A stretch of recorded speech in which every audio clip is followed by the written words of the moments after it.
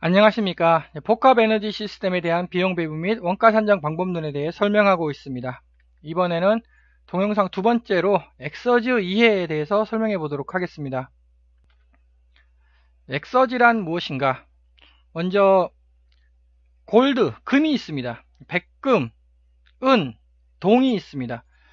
자, 1kg입니다. 이거 같은 겁니까? 아니면 이렇게 골드가 더 큰 겁니까? 같은 거죠. 왜 1kg이라고 했으니까. 금 1kg, 백금 1kg, 은 1kg, 동 1kg, 같은 거 아닙니까? 그런데 누구나 다 이렇게 부등호로 표현을 할 겁니다. 왜냐하면 가치 평가를 하니까 당연히 금 1kg이 좋죠. 즉, 두 가지 방법이 있다는 겁니다. 양으로 할 거냐, 아니면은 질로서 평가를 할 거냐. 양은 같습니다. 정확히. 질이 다르죠. 이렇게. 에너지로 이해해 보겠습니다. 전기는 골드입니다. 금과 같아요. 엑서지는 백금 정도로 이해하시면 되겠습니다. 증기, 은 정도로, 온수는 동 정도로 이해하시면 되겠습니다. 자, 이게 전부 다 에너지가 1kg 줄이 있습니다. 이거 같은 겁니까? 아닙니까? 1번, 그 답이 두 가지가 있다는 겁니다. 연력학 제1법칙, 에너지 보존 법칙, 즉 양으로 평가하자. 같죠, 당연히. 는이죠, 는.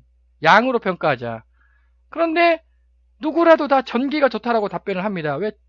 그 질로서 평가를 하니까. 그것이 바로 연력학 제2법칙이 해준다는 겁니다. 연력학 제2법칙, 엔트로피 증가 법칙. 그래서 전기가 가장 좋습니다. 다 1kg 줄이지만 전기가 가장 좋고, 그 다음에 엑서지, 그 다음에 증기, 온수가 되는 거죠. 그래서 엑서지는 100금 정도 된다라고 이해를 하시면 되겠습니다.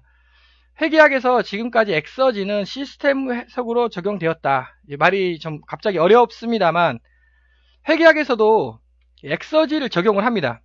제가 첫 번째 동영상에서도 이렇게 블랙박스에서도 이렇게 그 대체 효율, 대체 전기 효율, 대체 열 효율을 적용하는 것 뿐만 아니라 회계학적으로 연력학적 그 상태량인 엑서지를 적용해서 문제를 풀고 있습니다. 근데 이렇게 적용하면 안 된다는 거죠. 회계학에서는 지금 이렇게 적용을 하고 있는 것 같습니다. 엑서지를 적용하려면 이렇게 연력학 법칙에 맞게끔 이렇게 아주 복잡하게 문제를 풀어야 되는 것입니다. 즉 회계학에서 엑서지도 역시 적용을 하는데 그 잘못됐다 적용 방법론이 설명을 하겠습니다. 그래서 비용 배분 방법론에는 회계학적 방법론과 열경제학적 방법론이 있습니다. 열경제학이라는 연력학과 경제학을 혼합한 학문이 되겠습니다. 회계학적 방법에는 힘 메서드, 웍 메서드, 베니피트 디스트리뷰션 메서드, 파워 보너스 200% 드레스턴, 여기 엑서지 있네요. 이게 잘못됐다. 이게 회계학적으로 엑서지를 적용하면 안 된다라고 제가 설명을 드렸으며, 이것은 시스템 어널리시스죠. 앞에서도 첫 번째 동영상에서도 언급하였듯이 시스템 어널리시스로 문제를 풀면 안 되고, 열경제학적으로는 TEC, TECD, TFA 뭐 쭉쭉 해서 한 10가지 정도 방법이 있습니다. 본 동영상 저자는 이제 원어지 방법론을 제가 주장을 했고, 열경제학에서는 엑서지를 적용을 합니다. 엑서지가 뭘까 차분히 설명을 해보도록 하겠습니다. 이거는 컴포넌트 어널리시스에 적용한다는 거죠. 즉 열경제학에서는 이와 같이 일일이 모든 포인트 다 해석을 한다는 겁니다. 그래서 여기 그 단가 있죠. 비용 흐름, 에너지 흐름, 모든 곳에서 에너지 흐름 다 계산합니다. 그거 연력학이지 않습니까? 이와 동시에 모든 곳에서 비용 흐름 다 계산한다는 겁니다. 비용 흐름. 즉 회계학적 방법으로는 이렇게 블랙박스로 보지만 열경제학적 방법은 이와 같이 문제를 푼다. 그래서 에너지의 정의는 변화를 일으킬 수 있는 능력입니다. 변화를 일으킬 수 있는 능력을 에너지라고 부릅니다. 자, 그럼 변화를 한번 볼까요? 만물이 변화하지 않습니까? 맞죠? 일단 만물이 변화합니다. 그래서 에너지라는 단어는 물론 그 좁은 의미로는 연력학에서 씁니다. 근데 넓은 의미로는 만물이 변화한다. 에너지가 있다는 겁니다.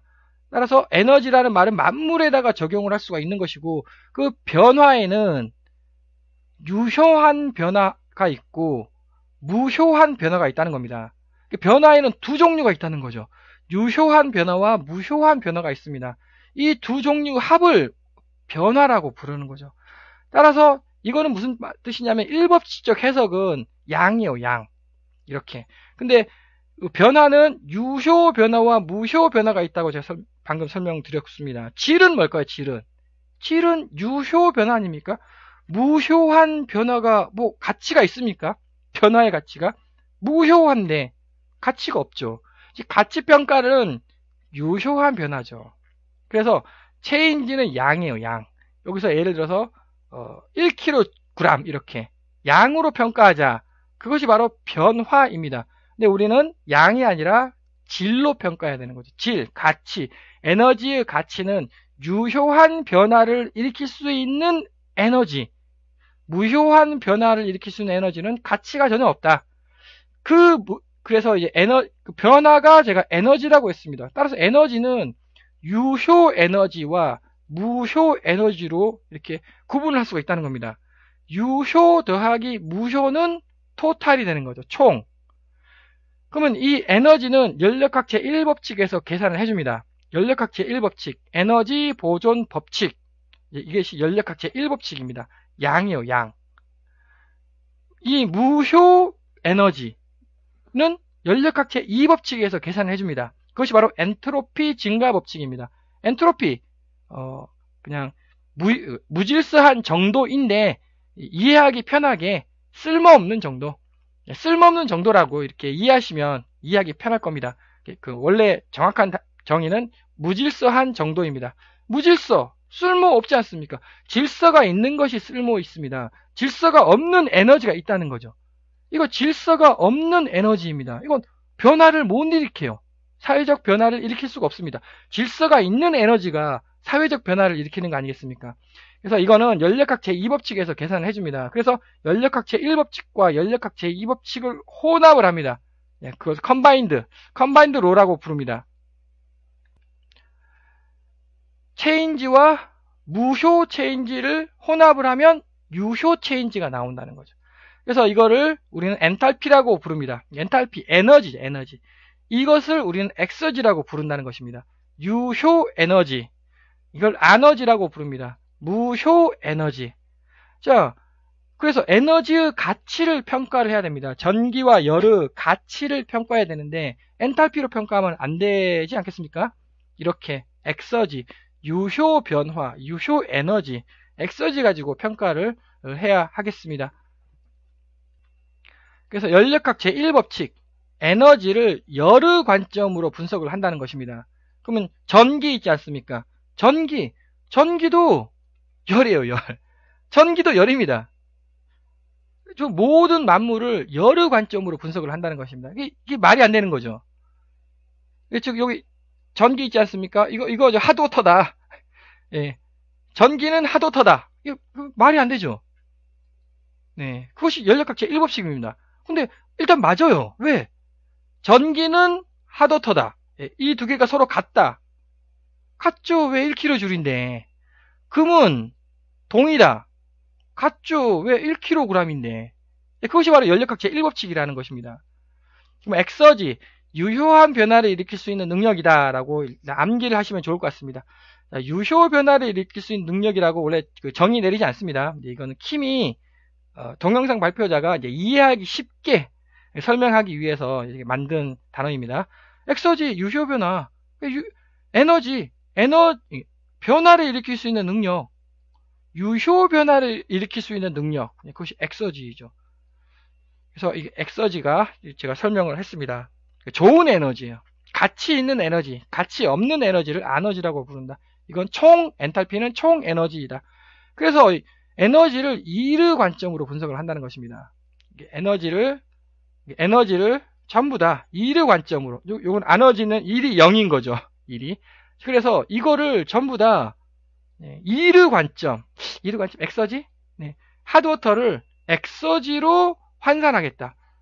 전기의 에너지를 엑서지로 환산하겠다. 네. 전기의 에너지를 엑서지로 환산하겠다. 유효 에너지로 모든 것을 다 환산하겠다. 네. 그 뜻이 되겠습니다. 그래서 원래 엑서지의 정의란 주어진 상태에서 사장 상태로 변하는 동안 얻을 수 있는 최대 유효 1입니다. 여기서 역시 유효라는 단어를 아주 명심해야 합니다. 유효. 이거는 무효. 이거는 총. 양이죠, 양. 유효. 질이죠, 질. 그래서 엑서지의 수식적 정의는 다음과 같습니다. 이것은 에너지에서 아너지를 빼면 엑서지가 나오는 거죠. 즉 에너지에서 아너지를 뺍니다. 아니, 이걸 이쪽으로 넘기면 되죠. 엑서지가 계산이 됩니다. 뭐 암기하는 거는 매우 쉽습니다. 그래서 수식을 좀 자세히 살펴보자면 이걸 엔탈피라고 부릅니다. 이것을 엔트로피라고 부르죠. 자, 그럼 엔탈피를 어떻게 계산할 거냐, 엔트로피를 어떻게 계산할 거냐. 네, 이거는 저도 모릅니다. 이거는 상용 소프트웨어를 구매를 해야 합니다. 상용 소프트웨어를 구매를 하면 엔탈피 계산해 줍니다. 엔트로피 계산해 줍니다. 그래서 이 수식에 대입하면 엑서지가 계산이 된다는 것입니다. 물론 제가 이제 엑서지 구하는 가장 간단한 공식을 썼고, 원래 또 조금 많이 복잡합니다만 가장 간단한 공식을 제가 엑서지를 썼습니다. H 구하는 거 어마어마하게 복잡하다. 우리는 못 구합니다. 이 H하고 S 이거 구하려면 책 한 권 두께의 컴퓨터 코딩을 해야 되는 겁니다. 그러니까 우리는 못하는 거죠. 돈 한 50만원 주고 그 H 구하기, S 구하기 그 소프트웨어를 구매를 해야 한다는 것입니다. 그래서 엑서지가 계산이 됩니다. 그 다음에 엑서지 균형식이라는 게 있습니다. 엑서지 균형식은 다음과 같이 이렇게 계산을 합니다. 물론 또 역시 제가 수식 설명을 생략을 하도록 하겠습니다. 여기서 앞에서 제가 강조했던 로스가 계산이 된다는 거죠. 로스가 앞에서 첫 번째 동영상에서 각 로스가 이렇게 계산이 된다고. 손실이죠, 손실. 여기 손실 에너지가 모두 다 계산이 된다고 하였습니다. 이 손실 에너지를 어떻게 구할 거냐? 여기라는 거죠. 여기. 물론 이거는 엑서지 균형식입니다. 즉 연력학 제1법칙 에너지 보존식, 연력학 제2법칙 엔트로피 균형식. 그다음에 이 두 개를 섞으면, 이 두 개를 이렇게 섞으면 엑서지 균형식. 네, 이렇게 계산이 되고 손실일이 바로 계산이 되죠. 이 손실일이 발생을 합니다. 모든 구성기기마다 손실일이 발생을 하죠. 여기서도 손실일 발생되고, 여기서도 손실일 발생되고, 요 컨덴서에도 손실일 발생되고, 여기 파이프 있지 않습니까? 여기 파이프 여기서 이렇게, 여기서도 손실일이 발생을 해요. 그래서 그 손실일이 발생합니다. 그 손실일이 발생을 해가지고 시스템 성능을 깎아먹는다는 겁니다. 그 시스템 성능을 안 좋게 만드는 거죠. 그 안 좋게 만드는 책임을 전기와 열에 배분을 해야 됩니다. 그것이 바로 비용 배분 방법론이죠. 쉽게 설명하자면, 이해하기 쉽게. 자, 암모니아 D1이 있습니다. 여기 파이프가 이렇게 길게 있지 않습니까? 네, 파이프가 아주 깁니다. 파이프가 아주 길다. 손실이 발생할 거 아닙니까? 여기서 이렇게 파이프에 손실이 발생을 하였습니다. 그 손실의 책임을 누구에게 지워야 할까요? 전기에다가 지워야 할까요? 전기하고 요 파이프하고 무슨 상관입니까? D1에다가 지워야 되겠죠. 여기에다가. 맞지 않습니까? 이거는. 그럼 여기서도 마찬가지 손실이 발생할 거 아닙니까? 이렇게. 이거 D2에다 지워야죠. 여기서도 이렇게 손실이 발생할 거 아닙니까? 이거 손실의 책임을 누구에게 지울 거냐? D3에다 지워야죠. 그럼 이제 가격이 상승하게 됩니다. 손실이 많이 발생할수록 가격은 단가는 생산 단가는 더더욱더 늘어나게 되는 거죠. 자, 그러면은 여기 터빈이 있습니다. 여기 터빈. 이 터빈의 책임을 누구에게, 터빈에서도 마찰에 의해 가지고 손실이 많이 발생을 합니다. 그 터빈에서 발생된 손실의 책임을 자, 이 4개 중에 누구에게 지워야 할까요? 여기하고 뭐 LP 터빈하고 무슨 관련이 있습니까? 없죠, 전혀. 이거는 이렇게 따라가면은 이렇게 여기 HP 터빈 아닙니까? HP 터빈에서 축이 되는, 추출한 거죠, 전기를. 여기 손실은 여기 DW에다가 책임을 져야 되겠죠. 자, 그럼 여기 리액터가 있습니다. 여기서 리액터가 있고요. 이 리액터에서의 손실이 또 어마어마하게 크게 발생을 합니다. 이 손실의 책임은 누구에게 지워야 될까요? 이 리액터는 냈다 생산하는 거 아닙니까? 그러니까 여기서 발생하는 손실의 책임은 여기 네 군데에다가 동등하게 형평성에 맞게끔 이렇게 손실의 책임을 지어야 하는 겁니다. 블랙박스라고 놓으면은 이런 거 전혀 알 길이 없는 거죠. 누구 책임인지를 이렇게 연력학적으로 꼼꼼하게 분석을 해서 누구의 책임이냐, 손실이 발생했는데 그 손실이 발생하는 책임이 누구에게 있느냐, 그것이 열경제학이라는 학문이 되겠습니다. 네, 이상으로 엑서지에 대한 정의는 마치도록 하면, 엑서지라고 연력학 책에 나와 있습니다. 이거는 뭐 정립된 학문, 100% 정립된 학문이니까요. 그 다음에 이제 인터넷 서치를 하시면 엑서지라고 이제 네이버 검색을 하시면 엑서지가 뭔지 구체적으로 많이 나와 있습니다. 근데 역시 핵심은 유효 에너지, 가치가 100% 있는 에너지, 딱 그것만 이해하시면 됩니다. 그리고 에너지는 총 에너지는 유효 에너지와 무효 에너지로 나뉜다. 이번에는 그림으로 한번 설명을 해보도록 하겠습니다. 에너지, 총 에너지, 여기 네모 있죠? 이 양이 총 에너지가 되겠습니다. 그것은 연력학 제1법칙이에요. 엔탈피라고 부릅니다. 총 에너지입니다. 계산은 이렇게 합니다. 이게 엔탈피죠. 여기서 제로는 환경 상태를 뜻합니다. 자, 에너지의 가치라는 거는 환경 상태, 지금 방 밖으로 나가면 그 대기 에너지 있지 않습니까? 그건 0이죠, 0. 그 대기 에너지 가지고 무엇을 할 겁니까? 어떠한 변화도 일으킬 수가 없죠. 그 대기 상태는. 그래서 여기서 주어진 상태에서 사장 상태가 바로 대기 상태입니다. 대기 상태는 아무 쓸모가 없는 에너지라는 거죠. 그래서 여기서 이것이 대기 상태의 에너지가 되겠습니다. 그래서 일법칙적 에너지는 어마어마하게 많이 있다는 거죠. 에너지가, 네모가 많이 크지 않습니까? 에너지는 많아요. 근데 이법칙적으로 문제를 풀면 질을 평가하자는 겁니다. 그래서 아너지라고 부르고 무효 에너지이죠. 이렇게 공식은 이렇게 씁니다. 이거는 앞에서 이 공식을 그대로 쓴 겁니다. 역시 엔트로피, 여기 제로는 대기 상태의 엔트로피를 뜻하고, 그래서 이거는 에너지예요. 에너지인데 어떤 에너지, 여기서는 토탈 에너지였죠. 토탈 에너지인데 여기서는 이것이 여기 흰색 여백 있지 않습니까? 흰색 여백이 에너지입니다. 전기를 생산할 수 없는 에너지예요. 즉 일을 생산할 수 없는 에너지, 즉 사회적 변화를 일으킬 수 없는 에너지가 바로 에너지, 흰색 여백이 되겠습니다. 그러면은 변화를 일으킬 수 있는 에너지는 빨간색 엑서지이죠. 연력학적으로 설명을 하자면 일을 생산할 가능성이 있는 에너지입니다. 일을 생산할 가능성이 있는 에너지를 엑서지라고 부르고 유효 에너지라고 부르는 거죠. 이렇게 빨간색 이렇게. 그래서 총 에너지는 에너지, 흰색 더하기 빨간색 엑서지, 유효 에너지 더하기 무효 에너지로 이제 구분이 된다. 그래서 또 이거는 일을 생산할 가능성이 있는 에너지예요.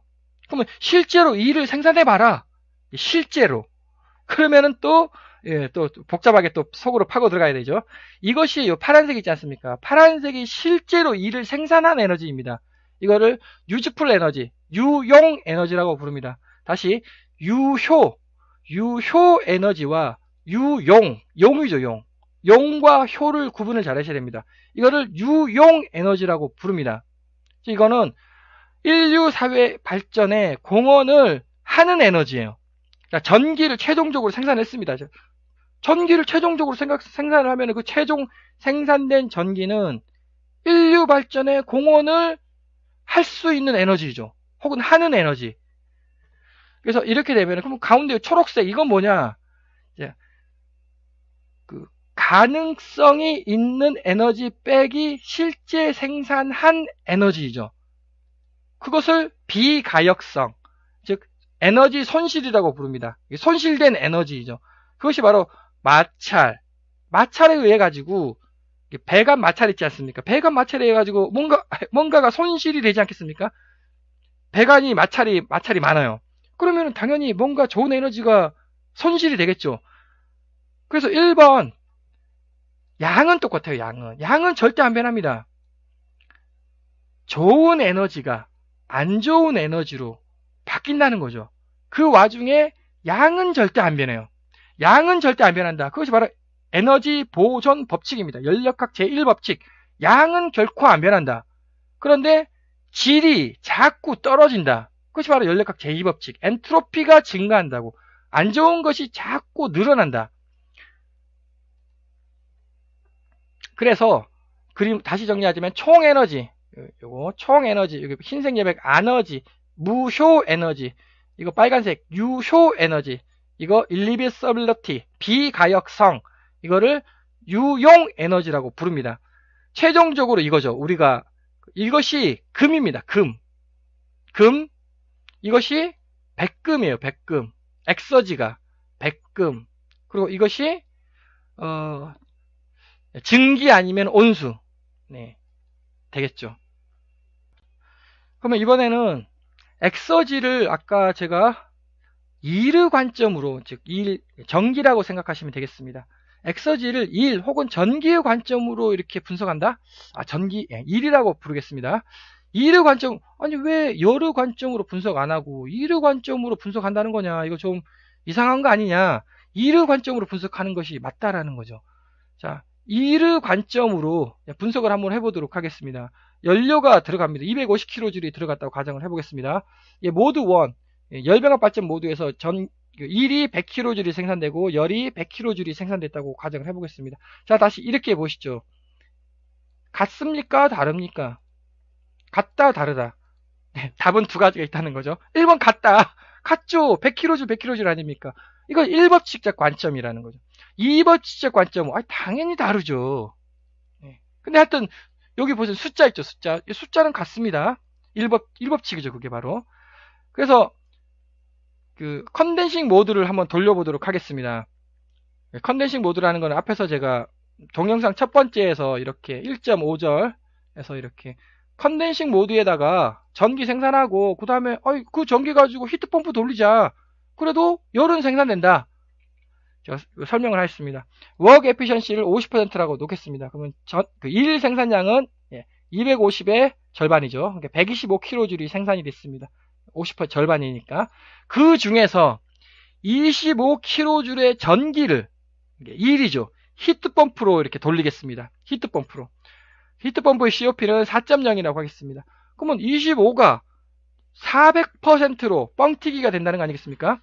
그래서 열은 100kJ이 생산이 된 거죠. 그럼 여기서 125kJ의 전기를 생산했습니다. 그 중에서 25kJ의 전기를 썼죠. 100kJ 남은 거 아니겠습니까? 그래서 이렇게 모드 1을 돌리나 100kJ 모드 3에다가 히트펌프 돌리나 이거 된다는 거죠. 똑같이 100kJ 아닙니까? 이렇게.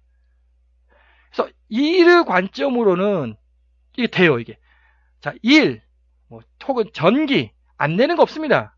모든 만물의 변화를 일으킬 수가 있습니다. 자, 그러면 열의 관점으로 한번 분석을 해보도록 하겠습니다. 열의 관점. 자, 연료가 250kg 들어갑니다. 모드 1에서 역시 똑같이 이렇게 생산이 되죠. 자, 열의 관점으로 문제를 분석하자. 열의 관점. 히도니 보일러 돌려야죠. 열이라고 했으니까. 자, 여기 일의 관점으로 분석하고 모드 3죠. 자, 히도니 보일러를 돌리겠습니다. 왜 열의 관점으로 분석하자고 했으니까. 자, 힐 에피션시가 80%입니다. 그러면 열 생산이 200kJ를 나오죠. 250kJ의 그 연료를 80% 이렇게 보일러 돌렸으니까 200kJ의 열이 나옵니다. 자, 그래서 하여튼 간에 100kJ의 힛을 생산해야 되니까 100은 빼고 나머지 100 있지 않습니까? 100kJ라는 열을 어떤 시스템에다가 투입을 하면 전기 100이 나오겠습니까? 자, 다시 열 100kJ를 투입을 하면은 전기 100이, 일 100이 생산이 된답니다. 불가능하다는 거죠. 이것이 바로 제2종 연구기관이라고 불리는 겁니다. 제2종 연구기관, 제1종 연구기관, 제2종 연구기관은 사기다. 그거 중학교 공업 시간에 시험 문제 아니겠습니까? 자, 다시 전기 25kJ 가지고 열 100kJ로 뻥튀기가 가능합니다. 이렇게 열 100kJ를 100kJ로 이렇게 생산하는 시스템은 제2종 연구기관이라고 부르고 그 제2종 연구기관은 사기라는 거죠.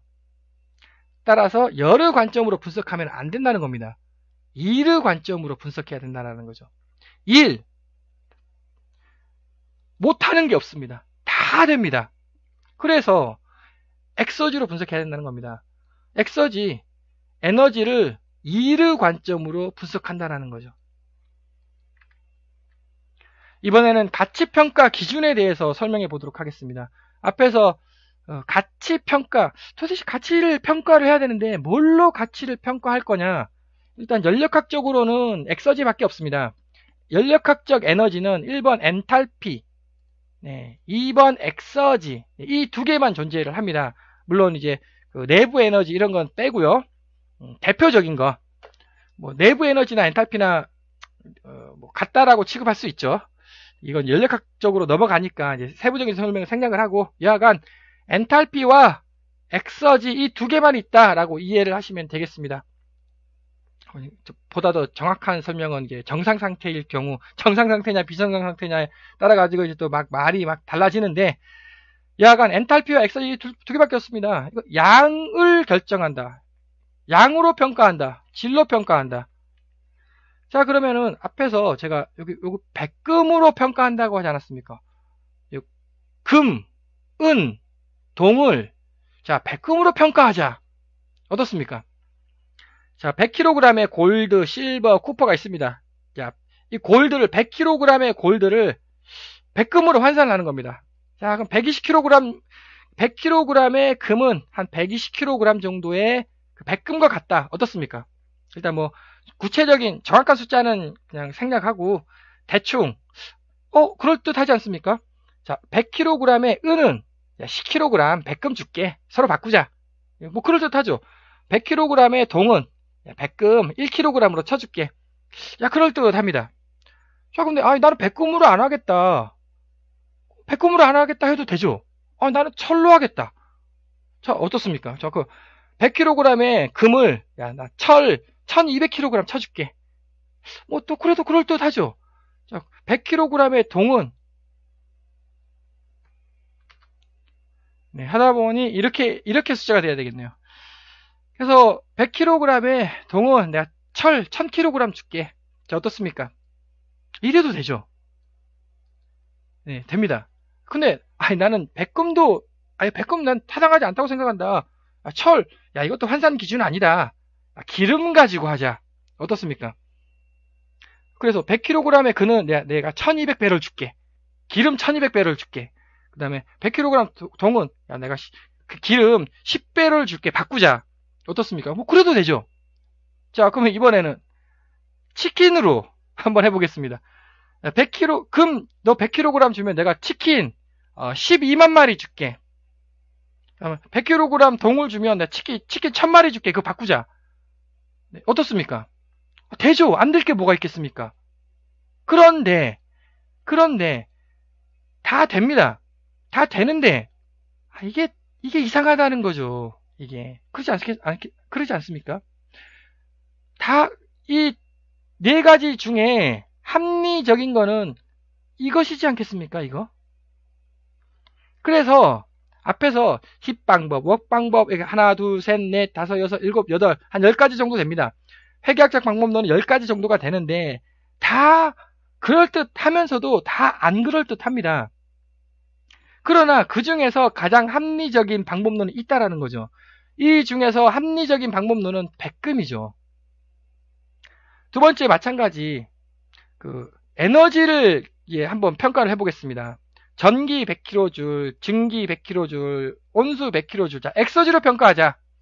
그러면 전기 엑서지는 이제 100입니다. 앞에서 제가 이쪽이라고 전기 부등호 이거라고 했는데 이것도 연력학적으로 좀 시간 관계상 그 설명을 생략을 하도록 하고, 어쨌든 그 전기 100은 엑서지 100입니다. 그 다음에 증기는 엑서지 계산해야죠.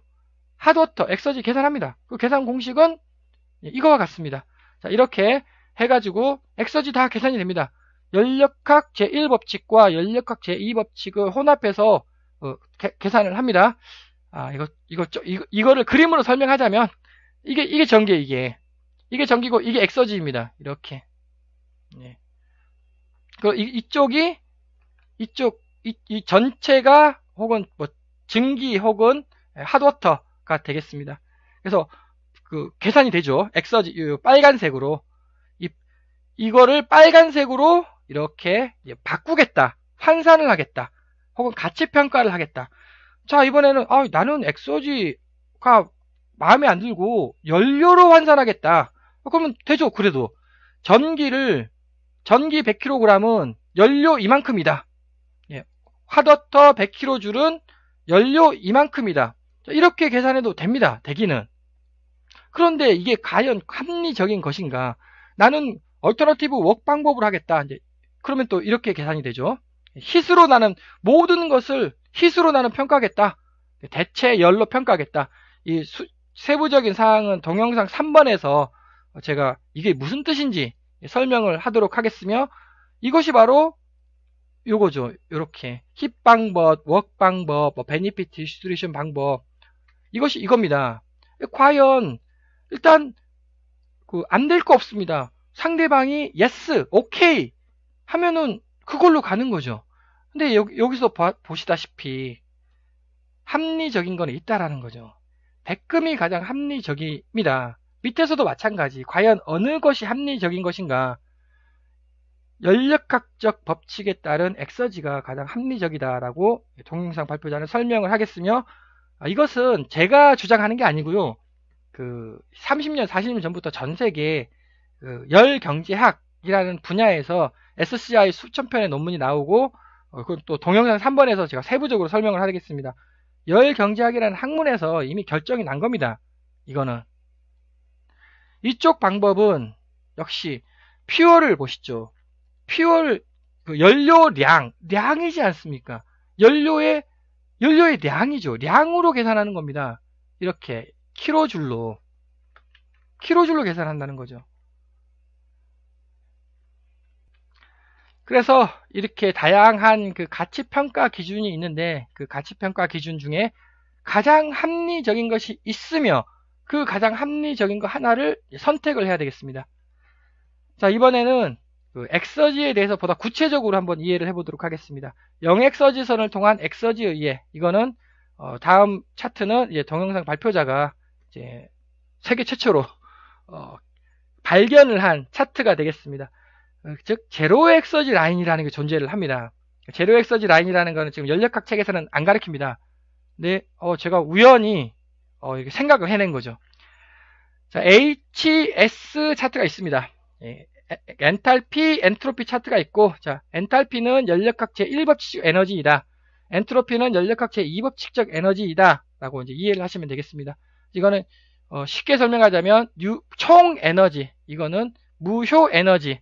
물론 엔트로피가 에너지는 아닙니다만 이렇게 무효 라고 이해를 하시면 되겠습니다. 거기서 공식에 의하면 이 빨간색 사선이 있지 않습니까?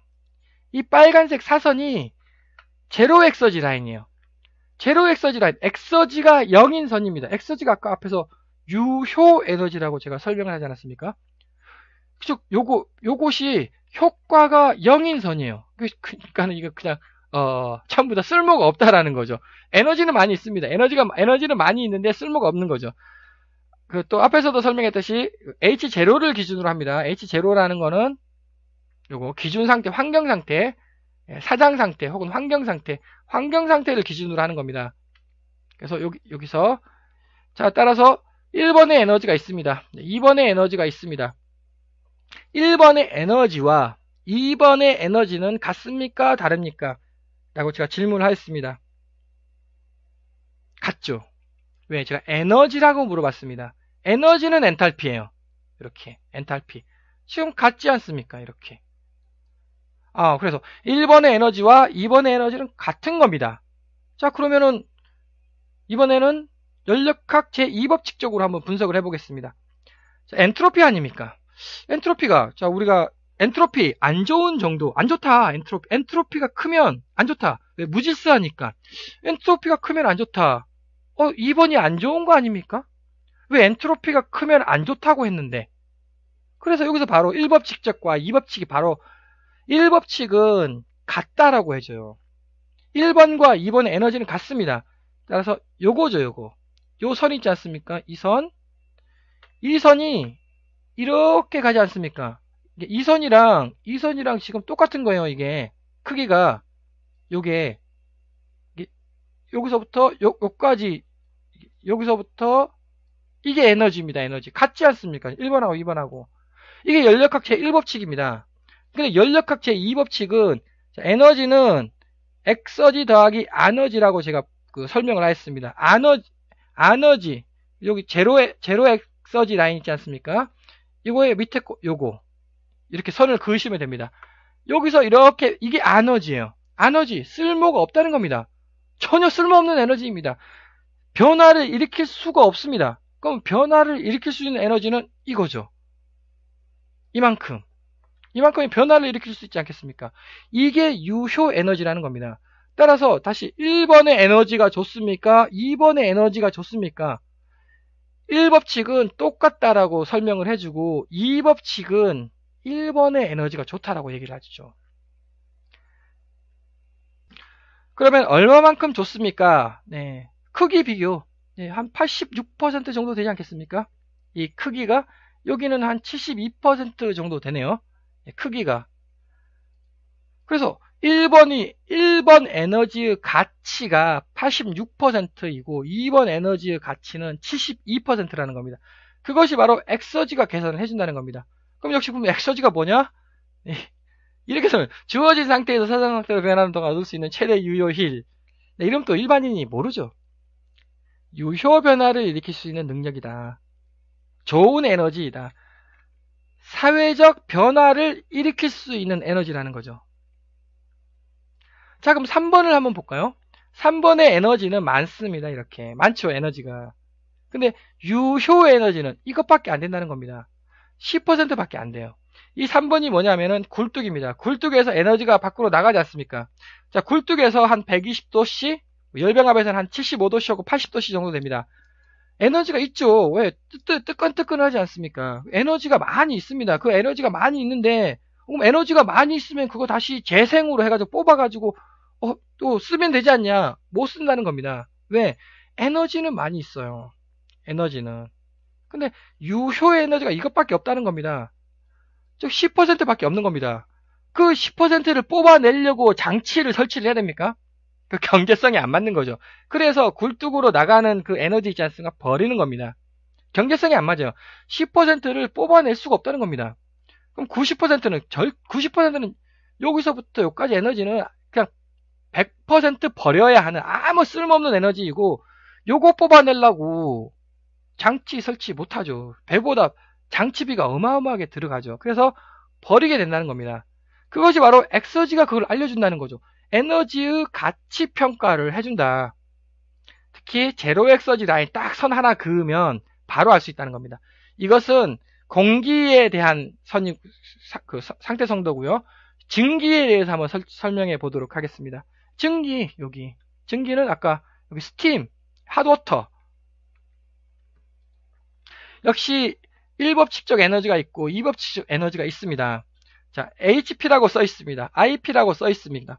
HP의 에너지가 더 많습니까? IP의 에너지가 더 많습니까? 다르게 질문을 해야 되겠네요. HP가 좋습니까? IP가 좋습니까? 예, 제가 이제 함정 질문이죠. 앞에서도 제가 계속 언급했듯이 답은 두 가지가 있다는 겁니다. 1번 양으로 답변한다. 2번 질로 답변한다. 양으로 답변을 해보죠. IP가 좋은 겁니다. IP가. 왜? 양은 엔탈피니까. IP가 이렇게 그으면 IP가 더 높네요. HP가 뭐냐면 주증기 있지 않습니까? 발전소에서 주증기, 주된 증기, 주증기가 HP고 IP는 제열 증기입니다. 다시 한번 열을 이렇게 히팅시킨 주증기가 좋겠습니까? 제열 증기가 좋겠습니까? 당연히 주증기가 좋겠죠. 그래서 주증기 아닙니까? 이게 주증기이고 이게 제열 증기예요. 다시 에너지가 누가 더 많습니까? 근데 IP가 더 많아요. 그러면은 혼동을 한다는 거, IP가 더 좋은 거 아니냐? 양은 IP가 많다는 겁니다. 양은. 근데 질로 평가해야 되는 겁니다. 질로. 여기서 제가 요게 바로 에너지 아닙니까? 에너지의 요게 이게 IP가 더 많아요. 에너지의 량은. 근데 엑서지로 평가를 한다는 겁니다. 이렇게 제로 엑서지 라인 이렇게 하나 딱 긋고요. 요게 에너지죠. 이거 전혀 쓸모없는 에너지입니다.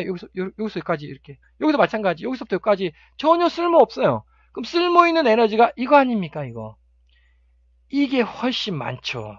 쓸모있는 게. 그래서 HP가 좋다라는 결론을 도달해 합니다. 다시 한번 말씀드리면, 다시 한번 정리를 하자면, 에너지의 양은 IP가 많아도 에너지의 질은 HP가 더 좋다라는 겁니다. 그것이 바로 엑서지 분석이라고 부릅니다. 연력학 제1법칙과 연력학 제2법칙을 혼합한 겁니다. 이것이 바로 가치평가이지 않겠습니까? 에너지의 가치를 엑서지가 평가해준다. 연력학이죠. 자, 그러면은 3번을 한번 보겠습니다. 이게 뭐냐면 복수기입니다. 복수기에 어마어마한 에너지가 들어있다라고 많이 들으셨지 않습니까? 맞습니다. 한 절반 정도, 총 에너지의 절반 정도 에너지가 복수기에 있으며 그 복수기에 그 어마어마한 에너지가 바다로 방출이 됩니다. 아니, 어마어마한 에너지가 들어있다고 하는데 왜 방출을 하죠? 여기 바로 답변이 나오죠. 어마어마한 에너지가 들어있지 않습니까? 그런데 그 복수기에는 5%밖에 없는 거예요. 이게 유효 에너지가.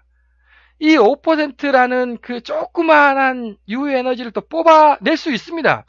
그 뽑아내자는 것이 바로 오아시 발전 돌려서 저 심해에 4도씨짜리 심해에 또 오아시 발전을 돌려서 5% 복수기의 에너지를 뽑아내자 아이디어 있죠. 역시 배보다 배꼽이 크다는 겁니다. 경제성이 안 맞아요. 경제성이.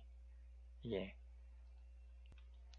따라서 이렇게 영엑서지 선을 통해 가지고 에너지의 가치 평가를 엑서지가 해준다라는 것을 쉽게 이해할 수가 있었습니다.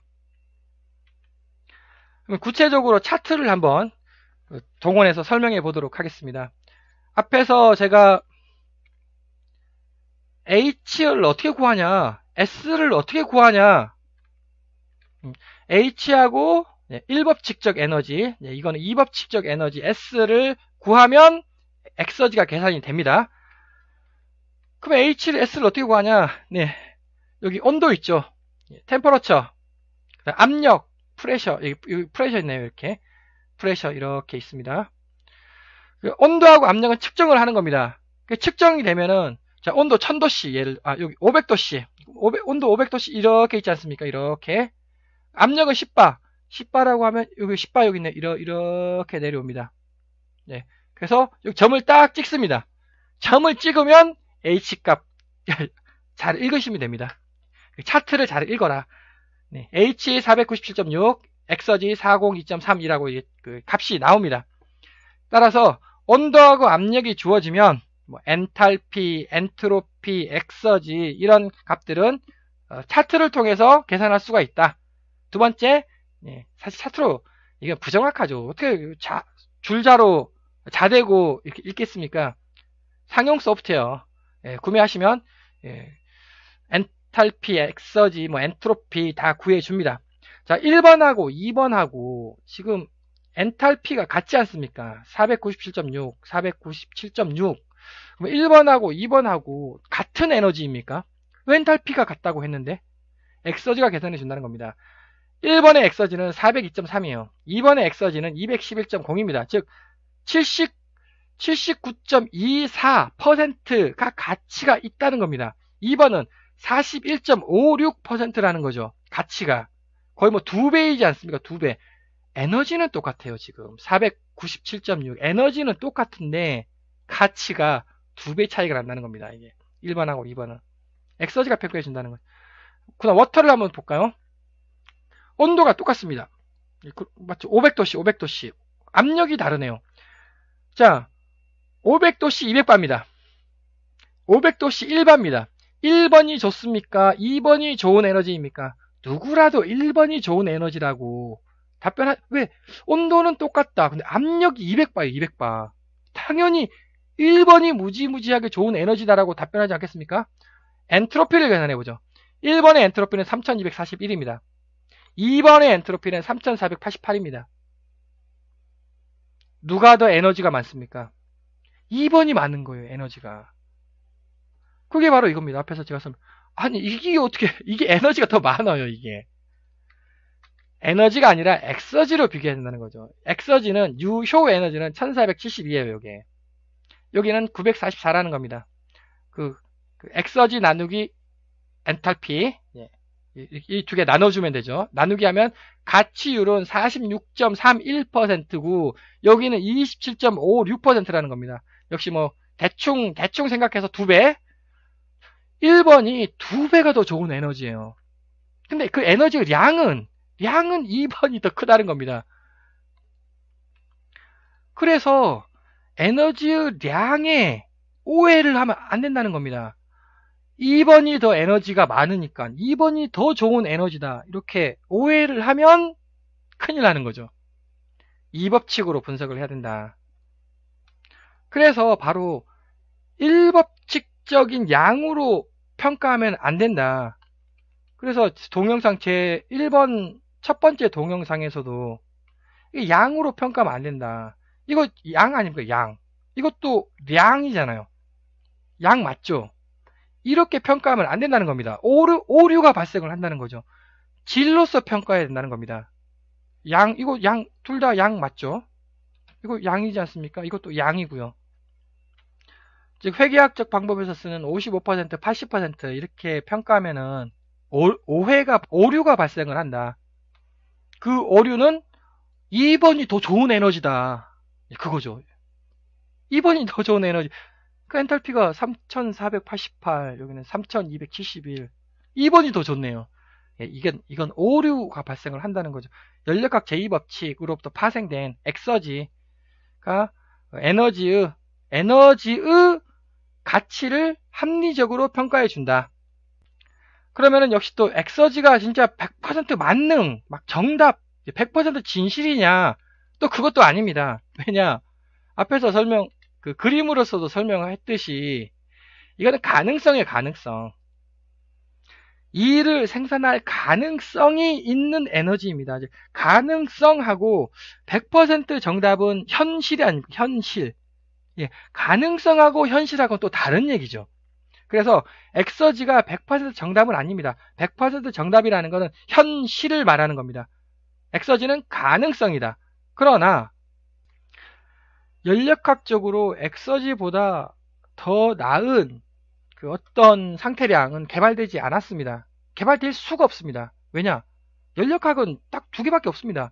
연력학 제1법칙과 연력학 제2법칙 이 2개밖에 없고 그것이 바로 엔탈피, 엑서지라는 겁니다. 이 2개밖에 없다는 거죠. 그래서 다시 동영상 제 첫 번째 동영상으로서 엔탈피를 계산했습니다. 즉 온도하고 압력이 주어지면 엔탈피가 계산이 되고요. 연력학 제2법칙으로부터 엑서지가 계산이 됩니다. 이 엑서지를 기반으로 에너지의 가치평가, 일일이 다 가치평가를 한다는 거죠. 여기 엑서지 들어가고요. 엑서지 옆에 비용 흐름이 들어가네요. 가치평가를 통해서 비용 흐름을 일일이 계산을 합니다. 이것이 열경제학이 되겠습니다. 엑서지 더하기 경제학은 엑서지 경제학입니다. 엑서지라는 단어는 인터넷 검색하시면 무한대로 검색이 됩니다. 이거는 연력학이 탄생했을 때부터 연력학 제2법칙이 탄생했을 때부터 엑서지라는 개념, 즉 유효 에너지라는 개념을 탄생을 했고 엑서지라는 단어 그 자체는 아마 1950년대에 만들어진 거 아닌가 이렇게 판단이 듭니다. 그래서 뭐 또 인터넷에서 새롭게 찾은 거 뭐 think exergy, not energy, 에너지가 아니라 엑서지를 생각해라. 뭐 구글 검색을 한번 해보면 네, 다음과 같은 PDF 파일을 볼 수가 있습니다. 뭐 사이언스 유러피언, 그 사이언스 유러피언이 뭔가 하고 한번 이렇게 뒤져봤더니 네, 사이언스 유러피언 해서 뭐 이렇게 유럽 쪽 과학에 대해서 어떤 뭐 네, 조사를 한다고 합니다. 뭔지는 이제 제가 자세히는 모르겠지만 거기서 이제 이렇게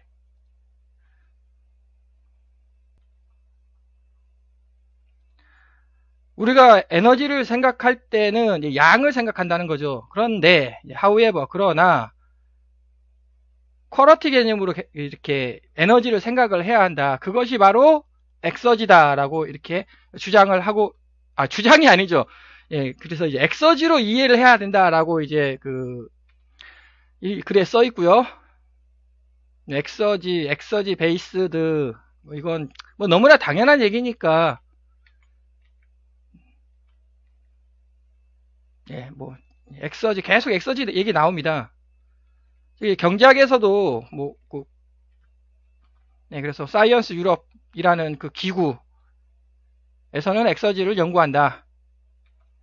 제가 이거 하나의 예를 들었지만 뭐 엑서지 쓰는 건 너무나 당연하죠. 뭐 연력학제 2법칙입니다. 엑서지는 ACEE가 뭔지 또 한번 살펴보니까 예, 인터넷에서 이렇게 글을 쳐서 이제 구글 서치를 하시면 뭐 American Council for Energy Efficiency Economy 그래서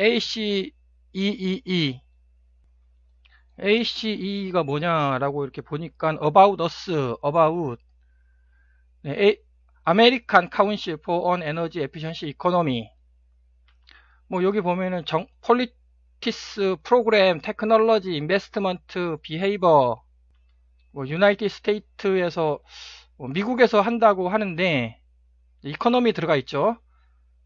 에너지 시큐리티, 인바이러먼털 프로텍션 거기서 PDF가 있네요. ACEE 여기 보시면 이코노미예요.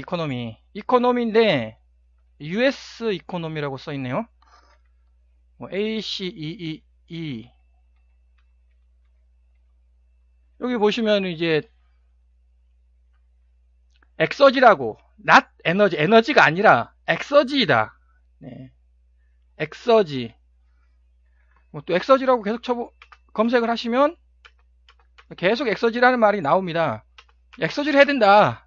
뭐 여기 보시면 엑서지라는 단어가 이렇게 다 검색이 되는 거 아니겠습니까? 뭐 엄청 많죠. 엑서지라는 단어가.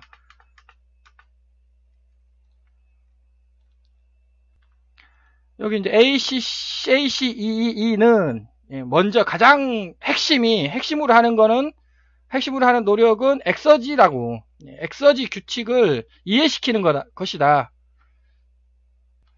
즉, 엑서지 가지고, 이게 물리적 증거들은 뭐, 인포메이션, 정보, 인사이트, 폴리티스,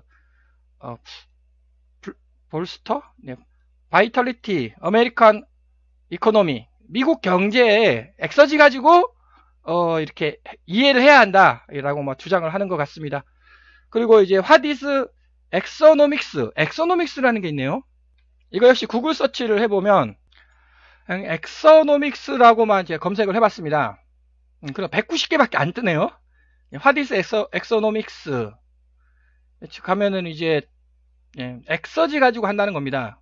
엑서지 가지고 뭐 경제학을 이해한다라는 뜻이겠죠. usefulness, economics 이거 뭐 쭉 계속 나옵니다. 이게 다 엑서지 얘기이고 이분이 이렇게 엑서노믹스라는 분야를 이렇게 책을 쓴 것 같습니다. 2015년도에. 그러니까 엑서노믹스라는 단어는 아마 최근 단어인 것 같아요. 2015년도에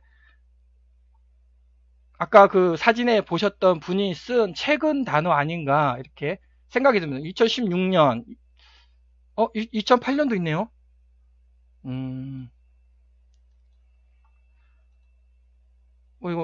이거밖에 없네. 네, 25개밖에 없네요. 엑소노믹스라는 단어가, 네. 그래서 뭐 일단 잘 알려진 단어는 아니다 라는 걸 확인할 수 있었습니다. 그래서 뭐 서머 이코노믹스, 이거는 열경제학, 연력학과 경제학을 혼합한 학문, 예, 기계공학에서 이거 쓰고 있고요. 서모노믹스, 또 제가 서모노믹스라는 단어를 쳐보니까 2250개, 예, 이거는 좀 유명한 단어, 좀 알려진 단어인 것 같습니다. 이것도 역시 91개밖에 없네요. 네, 이렇게 해보니까, 예, 91개가 서머노믹스라는 단어가 이제 검색이 되었습니다. 근데 중요한 건, 예, 이것도 중요합니다만, 엑서지와 경제학을 혼합한 엑서지 경제학, 혹은 열경제학, 연력학과 경제학을 혼합한 열경제학도 중요하지만, 거기에다 환경까지 포함되어야 되는 거예요. 예. Environmental Thermoeconomics, 혹은 Environmental Thermonomics, 환경 열경제학, 이것이 핵심입니다. 환경 열경제학에 대해서 이렇게 환경 열경제학에 대해서 검색을 한번 해봤습니다. 이거 동영상 발표자가 어미양자홀 우주론 제17장에서 환경 열경제학이라는 이런 것이다 라고 이제 한 것이고, 이것도 동영상 발표자 킴, 예, 이것도 엔테스라고 써있네요. 예, 동영상 발표자의 웹사이트 Environmental Thermoeconomics란, 예, 이런 것이다.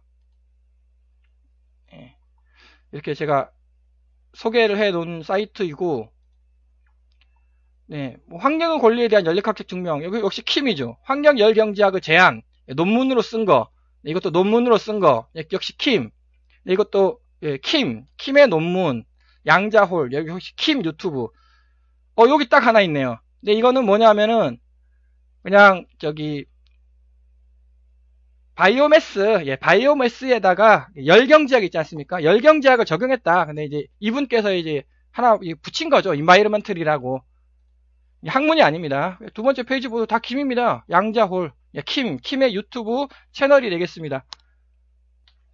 Environmental Thermonomics라고 검색을 하니까, 예, 검색 결과가 없습니다. 하면서 다시, 예, Environmental Thermoeconomics라고 이렇게 검색이 되고 있습니다. 예, 이거는, 예, Thermoeconomics랑 Environmental이랑 이제 서로 떨어져 있는 거죠. 이건 학문이 아니고요. 밑에 것들은. 즉, 환경열경제학, 동영상 발표자의 유튜브 채널 가시면 양자홀이라고 퀀텀홀 혹은 양자홀이라고 이렇게 검색을 하시면 갈 수가 있고, 어미양자홀 우주론에서도 있고, 그 다음에 3번 자연, 인간, 인공지능 권리 의무는 서로 동일하다, 환경열경제학, 이거 보시면 다음과 같이 기후변화와 탄소배출권 가격은 이렇게 결정이 돼야 한다. 탄소배출권 가격 공학적 계산, 그 다음에 여기서 17장에서 아마 여기 있네요. 환경열경제학.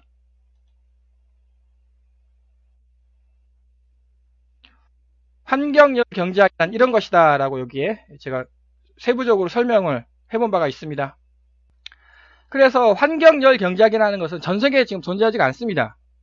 동영상 발표자가 유일하게 제안을 한 것이고, 한국에서 가장 먼저, 예, 이것을 치고 나가야지, 예, 한국이 그 세계의 학문을 잡을 수가 있다.